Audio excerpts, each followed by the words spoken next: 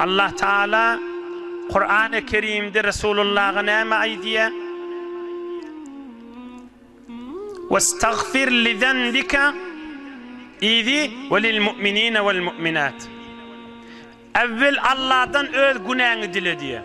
Sonra Müslümanlara dua etmeli. Evvel öz günahını Allah'tan dilemelidir. Yankı kavmu özde 10 nefer olup geliptirler. Peygamberimiz de şunu tanıyıptır. Ol oğlunun aydiyan kefini özde ol adamın. Hay, Hudaya şükür mene Müslüman oldum diye. Başkası ben iş yok kanı. Doğru kep daşa. Adam cennete girse Hudaya şükür mene girdim diyecek da. Hen men kıydım, hen men erim, hen heleyim diyecek kadenna.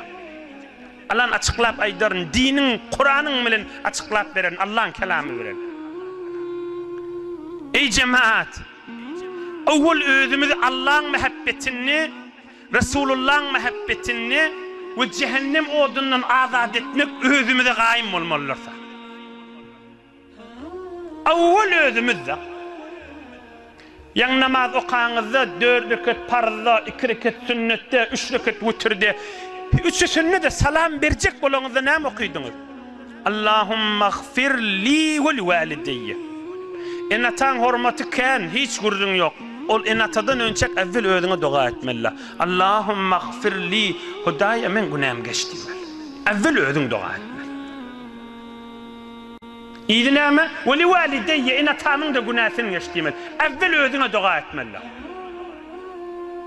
Vakti ki gurrun iman olsa, vakti ki gurrun Allah ve Resulullah olsa, vakti ki gurrun bihiştü cehennem olsa evvel özünde. Türkmen görüşte atan yık demeye mi? Bu tadı evvel özünde. Evvel varacak olmalı. Her kim olsun taraf. Evvel özünde. Onun çireyim namazda salamdan önce ne mi okuyduk? Allahümme gfir li valideyye mi? Yok. Allahümme gfir li. Hudaya men günahımı geçti mi? Onun izinden ve li valideyye enatamın günahını geçen Hudaya. Onun izinden ve li ustadiyye bana al-mevridin ustadlamın günahını geçen. Onun izinden ve li cemi'il mu'minine vel mu'minat vel muslimine vel muslimat tamam Müslümanlara dua ediliyor. Evvel özün necatını Allah'tan dilemeliler.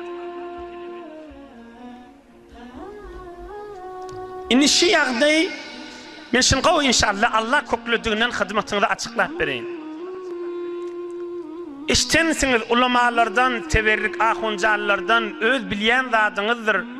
Kıyamet gününe Muhammed Peygamber aleyhissalatu vesselam'dan başka tamam peygamberler ne aytacak? Ve nefsi. Hudaya men ottan necat taksam bolya diyecekler.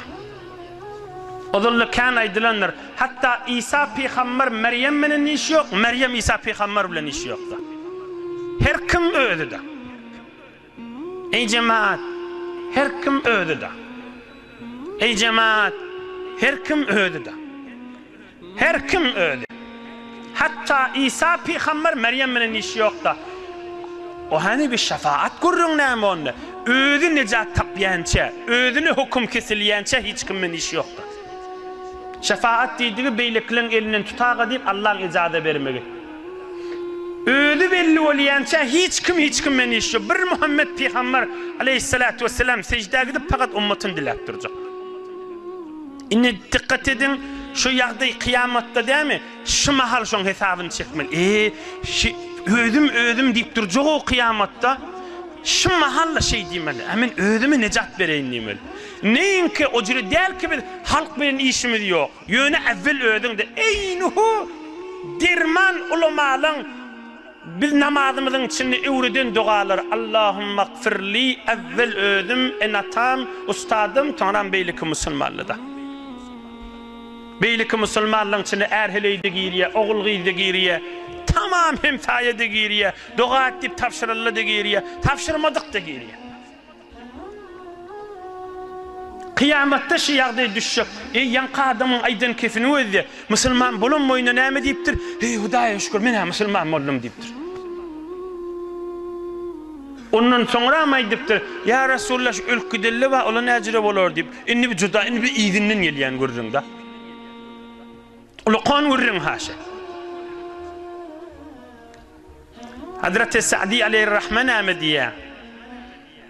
بجایی که دهشت خورند انبیا بجایی که دهشت خورند انبیا تو عذر گناه چه داری بیا ای bir yerdeki peygamberle aldırap titrep heyecan Hudaý näzire bolar kan diýip tuqa ey oglanjyk sen näme diýjek Hudaýa diýipdir sana maňa aýt ya hey oglanjyk diýip peygamberle aldırap titrep İbrahim peygamber aýtjak Hudaýa men Halilullah sen dostuň dämi diýjek da şeýle aldyrama ýagdaýa düşjek da men Halilullah sen dostuň dämi diýjek ýani nejat tapýan näme diýjek da cehennemden men mahal gurrun mer gitmeli zadım ha değil bi oturup fikir etmeli zadım hem özümden çüreyim hem sizde ama ana şey diýmeli ey cemaat bir yarım saat oturup bir fikir edeýin diýmeli asıl hakikat ýagdaýa barsak şey etmeli